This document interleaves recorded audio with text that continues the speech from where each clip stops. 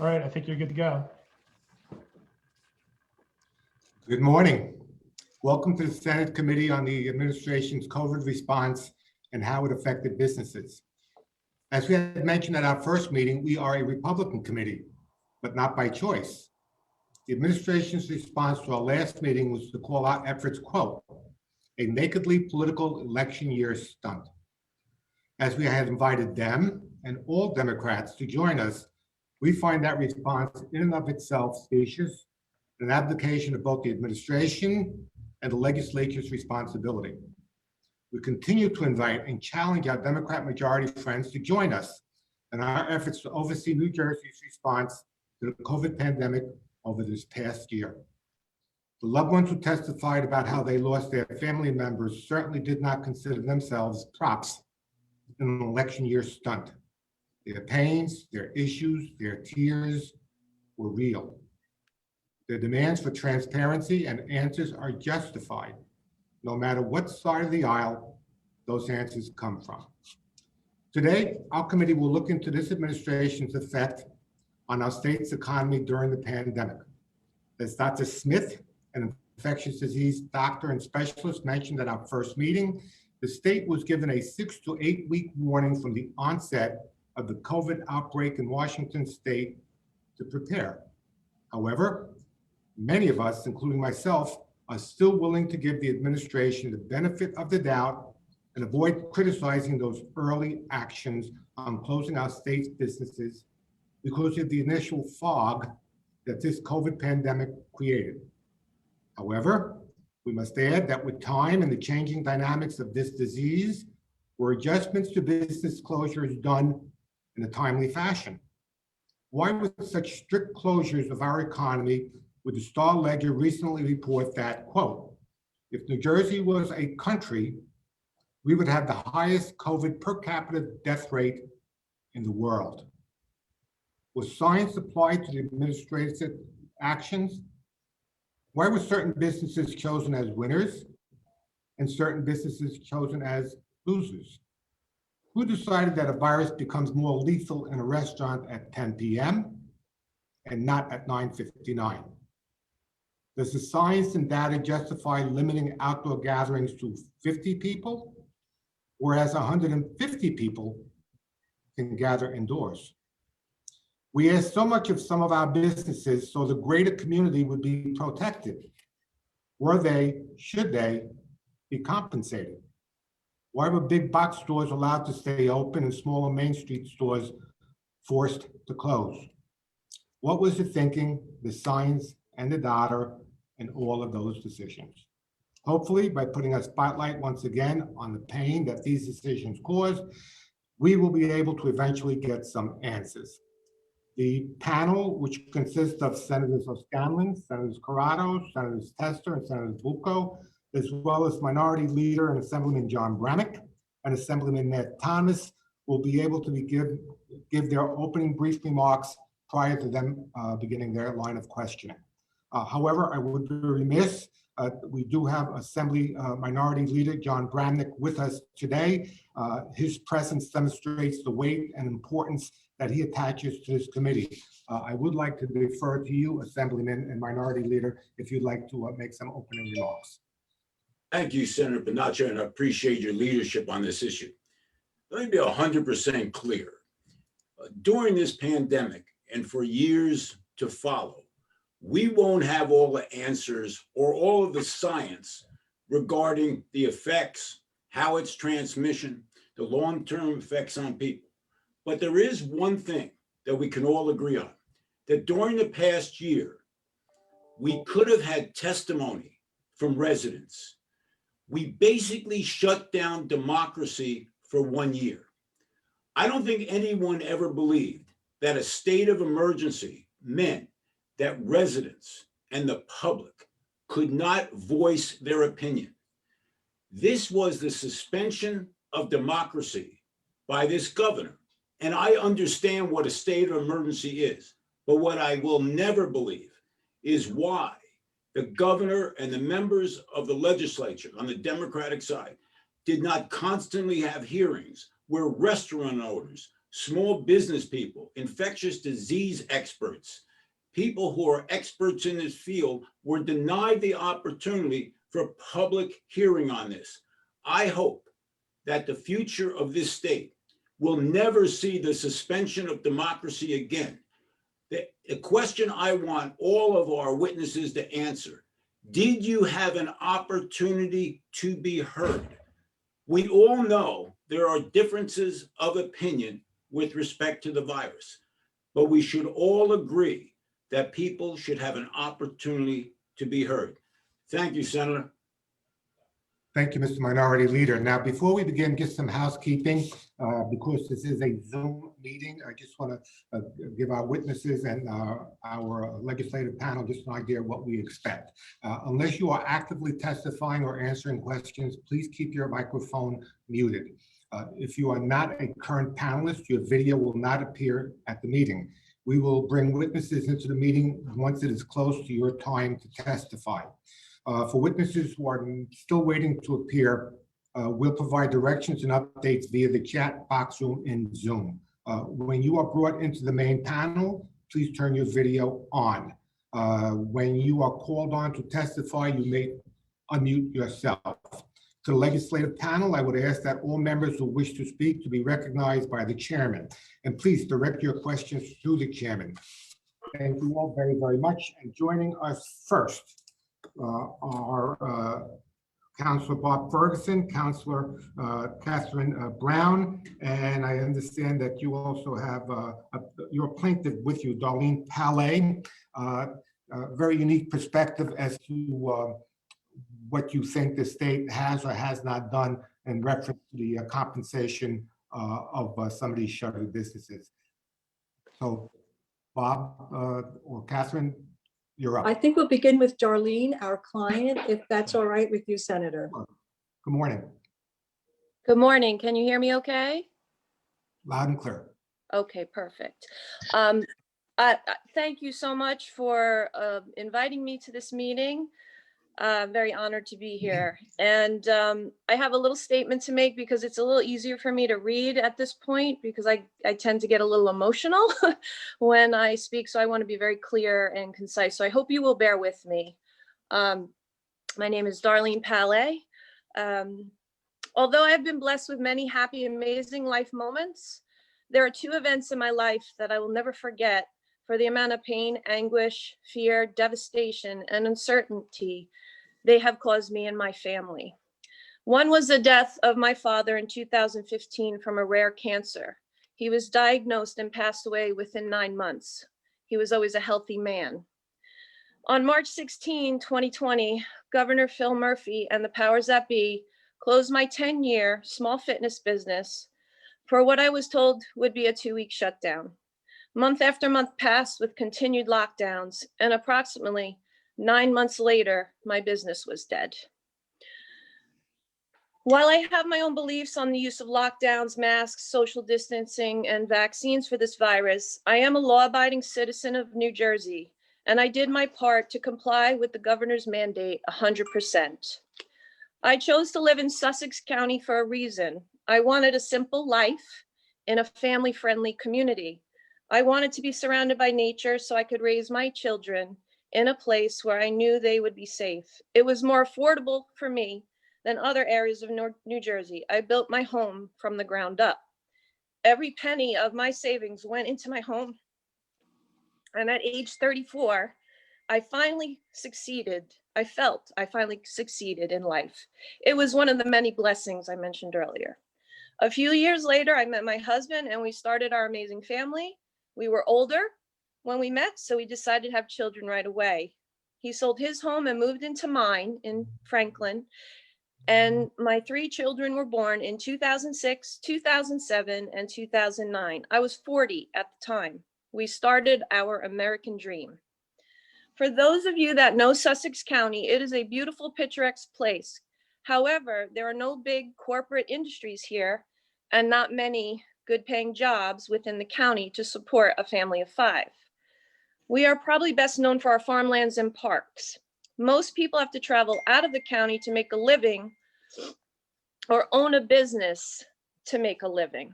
In my case, my small business came to me quite by chance. I found kickboxing to be a workout I love to do to get extra baby weight off after 3 consecutive pregnancies, which I mentioned. The workout was called CKO Kickboxing, and it was a franchise. It is an intense class-based fitness routine that yields amazing results based on the intensity of the workout using hanging heavy bags. We researched the business and decided to take a chance. This choice would enable me to work close to home and still be able to raise my children the way I wanted to. I was able to drive them to and from school and pick them up each day and be a hands-on mom, business owner 100% of the time. Many small businesses in Sussex County do not survive, but that was not an option for me. I worked 365 days a year, 7 days a week. The nature of the business still allowed me to be very involved with my children, so the time and sacrifices made were well worth it. My business became more than just a job. I quickly became an integral part of my community, realizing it was key to survival and also because I loved where I lived. The small fitness business I started was and still is now very well known in Sussex County. Through my own fitness and health transformation, I was able to help thousands of people overcome some of their deepest fears and become healthy, vibrant, contributing members and role models in our community. Thousands of women and men not only lost weight, but were able to kick drug habits, get off lifelong medication, participate in amazing physical feats that they never dreamed possible. We were literally a fitness family. My involvement in my business was not just an owner. I immersed myself in the entire process. I did the management, the marketing, the finances, and I also taught 10 to 15 kickboxing classes per week for the last 10 years. I even cleaned the toilets, so to speak. It was my passion, and it was more than just a job. I employed many people over the years that went on to become community leaders, and some became business owners themselves.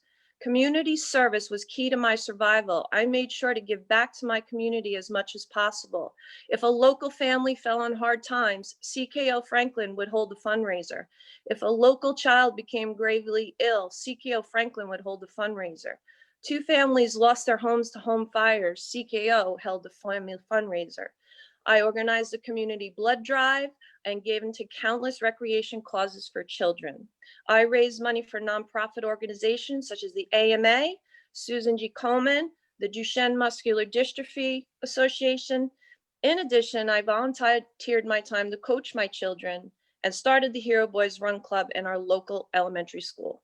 Everyone across Sussex County knew that they could count on my business to be there when called. When we were shut down, it became a full-time job to save my business. Because we were not allowed to operate at all, we had 0 income. We quickly ate through what we had in reserves to pay off the operating expenses and general business expenses that kept recurring. The confusion, lack of direction, lack of planning in the entire government left me to fend for myself. I did everything I could to save my business. We tried to pivot to online classes, but people did not respond. 3 months later in June, we were given a small glimmer of hope to do outdoor fitness classes. So we built an outdoor facility and tried as best we could. Oftentimes, bad weather made it impossible to keep a set schedule. Unbearable 100-degree heat in July and August also made it very difficult for people to work out without fear of passing out, literally. We could not make enough to make a dent in our rent. I continued to pay my employees that worked and pay utilities and expenses in a space that I was no longer using. The PPP loan for me was not a saving grace. Because I only had part-time employees, I received very little from that program. I used it to pay my employees and used 40% as directed to pay past due rent. The extended lockdown into fall completely destroyed my business. I would cry myself to sleep when I could sleep. I worried about paying our mortgage. Our real estate taxes went up. Our children were home from school. Our general living expenses were barely met. Everything was falling apart. On September 1, the governor gave the go-ahead for gyms to open at 25% with a mask mandate restriction. However, even though I paid my landlord as much as I could bring in during shutdown, he decided to evict me on September 11th. I cannot describe to you the total desperation and complete heartbreak I felt at that time. Forgive me. I have always paid my bills and rent for the last 10 years with no incident. He did not care and offered no concession to work it out. Even though I was served eviction papers, I tried to open for the remainder of my lease to salvage what I could. I spent time and money cleaning the entire space, set out feelers to see if people would even come to class, given the restrictions, and we decided to give it a try and open regardless on October 1. Unfortunately, after about a month, I realized the 25% restriction, mask mandate, and general fear kept people from attending classes. We were losing money. I decided to close for good at the end of October. My landlord shut off the water at the end of November, so even if I had tried to continue to use till the end of my lease, I would have no way of operating my business. Since we have that shut down, I have suffered severe depression, social anxiety, and suffer from other ailments associated with those conditions. Once a very vibrant, active person, I now have become the complete opposite and have gained a lot of weight. The stress of what has happened and what I will face with the upcoming eviction proceedings has caused my hair to fall out. I get severe stress headaches and panic attacks. I often just cry at the drop of the hat. I was once an optimist, a fighter, and an empathetic, giving person to people, and they wanted to be around me. Now I have become angry, pessimistic, and distrustful. I have severe anxiety in large crowds. My life has become living day by day with not much hope for the future that I used to have. I seek justice for what has been done to my family. I followed every rule I was supposed to follow, and I paid dearly for that, while so many have actually benefited from the lockdown. To add insult to injury, our financial situation worsened when my husband lost his job, December 13th. We are approximately $50,000 in debt as a result of losing this business, and I had to start selling equipment to try and alleviate that debt. Our health insurance is in jeopardy. We filed for state assistance and have not heard yet. We are holding on to our family home that we worked so hard for by a thin thread, and I don't know where to go from here. Thank you for hearing me. Thank you, and I'm sorry for all your pain. Thank you. Councilman, Counselor would like to speak. I'll go next. Let me first say thank you to the members of the Senate and Assembly for putting together this important hearing and this important panel. My name is Robert Ferguson, and I, along with my colleague Kate Brown, am Ms. Pallay's attorney and the attorney for her business. Just by way of background, Ms. Pallay came to us through a group that we're involved with called Rescue New Jersey. It was put together, inspired by the efforts of Senator Panaccio and others to obtain some measure of redress for those of our fellow citizens who have been most damaged by the government's response to the COVID-19 crisis. You just heard a very heartbreaking story from Ms. Pallay, and sadly, I suspect that story has been replicated thousands, if not hundreds of thousands of times across the state over the course of the past year. What you heard was that Ms. Pallay complied with the governor's orders and closed her business, and that as a result of that compliance, her business closed permanently and Ms. Pallay lost her livelihood. So to obtain some measure of compensation for the steep price that she paid, we sought to file a petition on her behalf under the New Jersey Civilian Defense and Disaster Control Act. That's the law that Governor Murphy has cited in his executive orders as the basis of his authority to shut down businesses he deemed non-essential and to issue other restrictions. That law gives the governor the power to, quote, commandeer and utilize private property during an emergency, but it guarantees that affected property owners will have a right to receive reasonable compensation for the state's use of their property.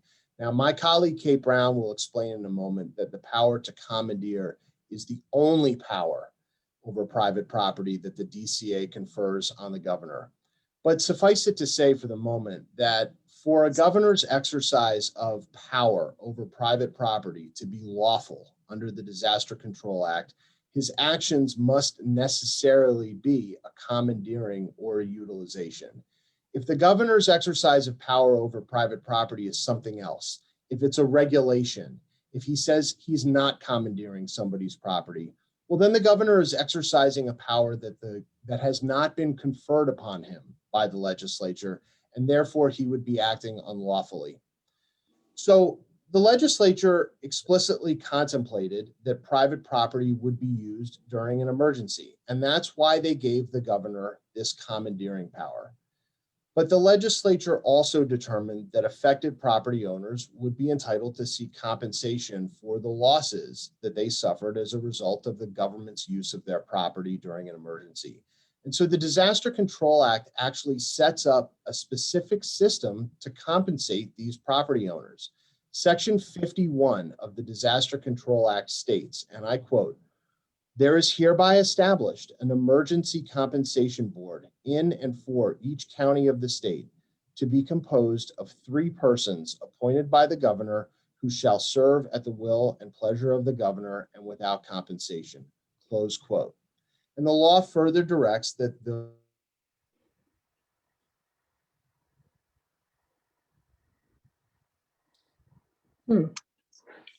Welcome to Zoom. Bobby froze. Well, Yeah. I'm not sure what you want to do, but maybe until Bob gets back, perhaps Senator, would that be all right if I went ahead? Okay. I also want to thank you and the members of the committee for the opportunity to speak today. I don't know if you're back, Bob, in any event, but as Bob said, I want to talk about the Disaster Control Act, which is the primary power the governor is using to issue his executive orders, particularly with regard to businesses. And I want to make 3 points. As Bob mentioned, the power that the governor has is described as commandeer and utilize. Now, if you look at those terms, and as Bob said, it's the only power the governor has. If you define those words narrowly, what do? Since it's a conferring power, since those words are describing a power, if you define them narrowly, you narrow the scope of the governor's power. And you're doing this in an Emergency Powers Act. And that's the wrong direction to go. What you really want is to view those words expansively so that the power that the governor has is adequate to meet the needs of a particular emergency. And that's exactly the approach that the Supreme Court has already said you have to take when you're interpreting the Disaster Control Act. And that case is Worthington versus Fawver.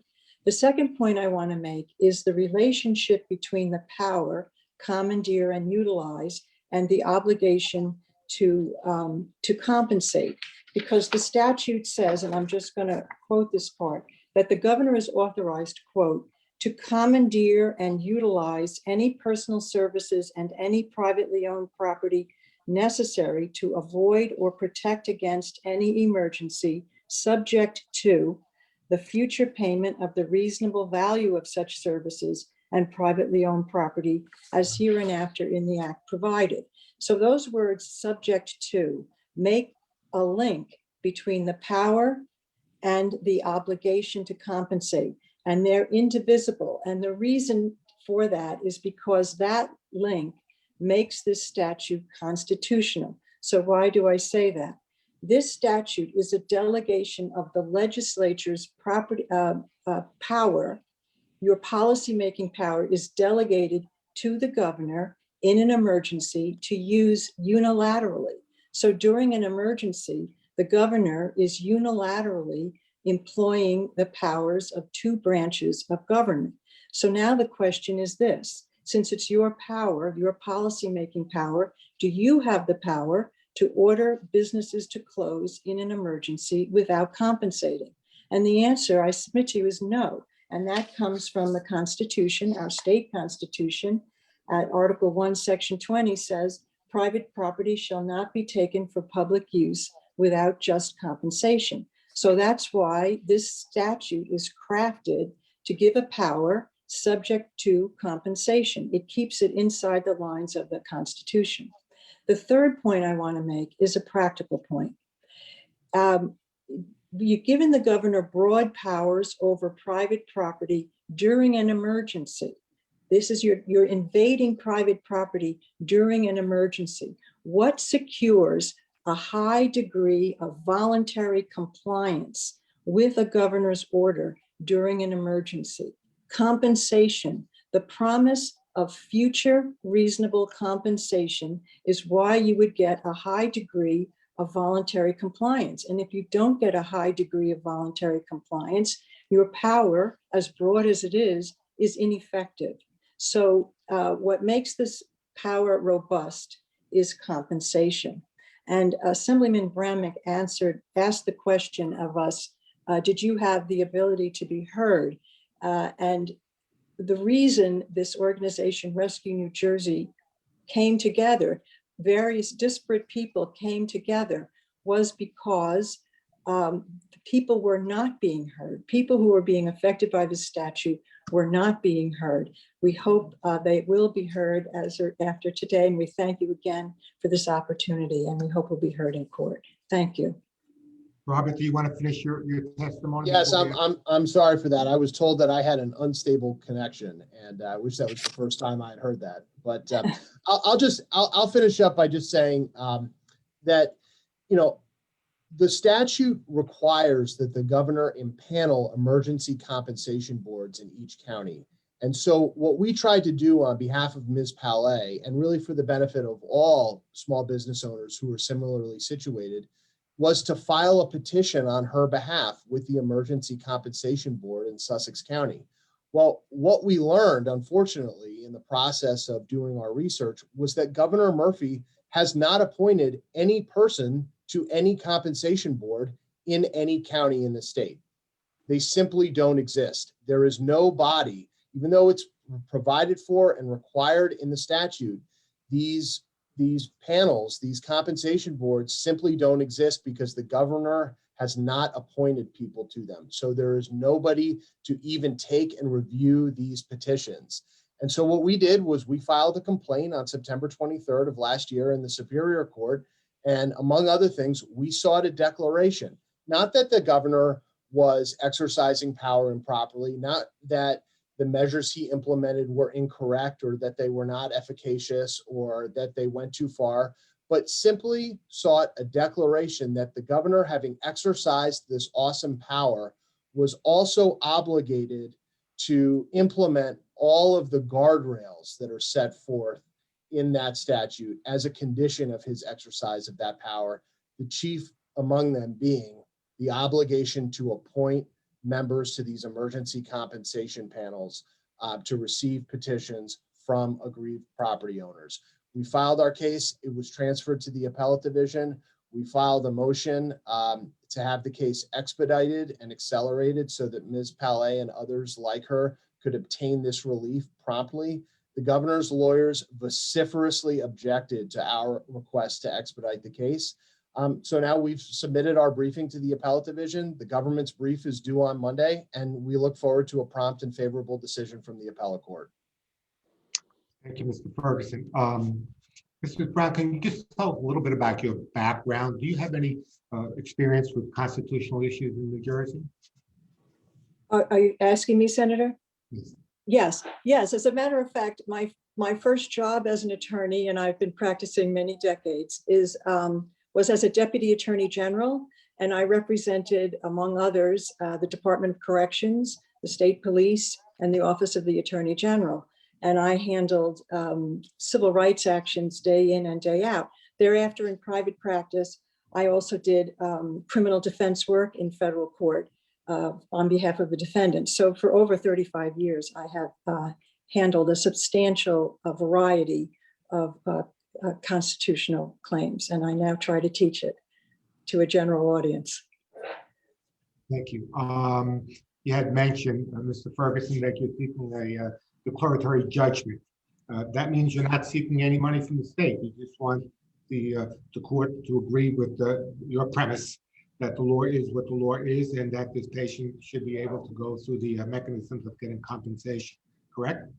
Yeah, that's absolutely right, Senator. There's a notion in the law called exhaustion of administrative remedies. And what that says is that before you go to court to seek money from a state body or some regulatory agency, the first thing that you're supposed to do is if there is a law that says you have to go to some other non-judicial forum first to seek compensation, that's what you have to do. And that's what the legislature contemplated when they passed this law. The legislature did not want the floodgates opening to the courts after every emergency, in which you would have, scores, hundreds of thousands of aggrieved property owners filing inverse condemnation lawsuits in the Superior Court and bogging down the judicial system. That's why the legislature set up this system so that volunteers, so to speak, would be appointed by the governor in each county to receive these petitions and rule on what sort of compensation would be reasonable. All we're asking for is an opportunity to participate in that process. To both counselors, are you getting paid? No. No, we're handling this matter pro bono. I'm a traitor to my profession, but we are doing this work pro bono, and we are delighted to be doing this on behalf of Mrs. Pallay. She merits it. Thank you. Again, just to reinforce what you said, Catherine, Mrs. Brown, without the subject to compensation, the statute itself, because it would be a taking, would be unconstitutional, correct? Right. I will put it to you this way. When the power that what was the legislature trying to do right after Pearl Harbor, by the way, this is 1942 or 43 that this statute came in, is to give the governor sufficient power to meet whatever the needs were. So they were giving power up to and including a taking. Yes. And then they were making it indivisible by making it subject to and requiring compensation, both for, as I would say, constitutional and practical reasons. Okay. I'd imagine that the argument that the state would make is that rests on the word commandeering, that you're not physically taking a land or an object, but quite frankly, the results are the same. If you commandeer by shuttering a business, whether you actually take that business or you shutter it down, as in Mrs. Pallay's case, the results are devastating. What's your answer to if the court asks you to read to that definition of commandeering, whether it fits into your mold of the argument that you're making? Right. Well, I would make 2 points, and the first would be if you say that that the order to close is not commandeering, then what has to be done is you have to identify the lawful authority to issue that order. And every executive order cites the statutory authorities. And you have to look at those statutory authorities and see, do they authorize it? The only other potential source is an emergency Public Health Powers Act. I always get the title wrong, but that statute is not as broad as the Disaster Control Act. The Disaster Control Act is our fail-safe emergency power law. It's sort of like in case of emergency, break glass. That's what the Disaster Control Act is. The Emergency Public Health Powers Act is more narrow, but and it does allow for taking of property, but it says procure by condemnation or otherwise, and also requires compensation. So you still don't, you'd have to identify an authority, and then there is no authority listed in the executive orders that doesn't require compensation. There are other authorities, there are the Veteran Affairs, but that has nothing really to do with this kind of power. So that's your first, that's your first problem. The second problem is why isn't this commandeering if it's an order that is subject to penalty? There are penalties of fine, there's penalties of imprisonment as a disorderly persons offense. So it's a compulsion. You're compelled to do this. So it is commandeering. There is actually an executive order, Executive Order 113, which was issued in early April of 2020, which involved the reallocation of private medical supplies and equipment as needed as the hospitals were filling up. And in that executive order, the governor did follow the Disaster Control Act the way that we have been saying it should be applied to Executive Orders 104 and 107. And you look at these two executive orders. One orders, let's say, the reallocation of a ventilator from Lourdes Hospital up to Morristown Memorial, right? And if that occurs, there will be compensation. But ordering these businesses to close, there's no compensation. That's a distinction without a difference. So those would be my responses. I hope they asked that question. Just finally, a question for Mr. Ferguson. These edicts, these rulings, executive orders were very broad when it came to the business community. However, there were winners and losers that were chosen. The fact that the administration picked winners and picked losers, does that strengthen the case that you have and the argument that you had that more was asked by some and less by others?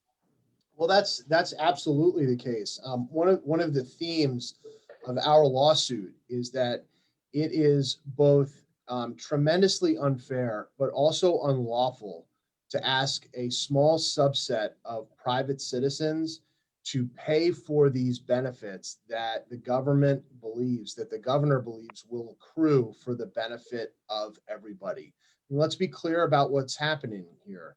A small group, maybe not so small, but a subset of New Jersey's business owners, mostly small business owners, were asked and compelled by force of law to put their livelihoods on the line. And in some cases, sadly, like in Ms. Pallay's, they lost their livelihoods. Why did that happen? It happened because the governor determined that shutting down these people's businesses was necessary in order to achieve a benefit for everybody in the state of New Jersey. And our contention is that it is both wrong and unlawful under our state constitution and under the Disaster Control Act, which is the law that the governor is using as the basis of his authority to do this, to ask for those aggrieved citizens to shoulder 100% of this immense burden that has accrued to the benefit of everybody in the state. Thank you. Now, Senator O'Scanlan, do you have any questions? I guess not. Is there anybody else that has any questions for our witnesses?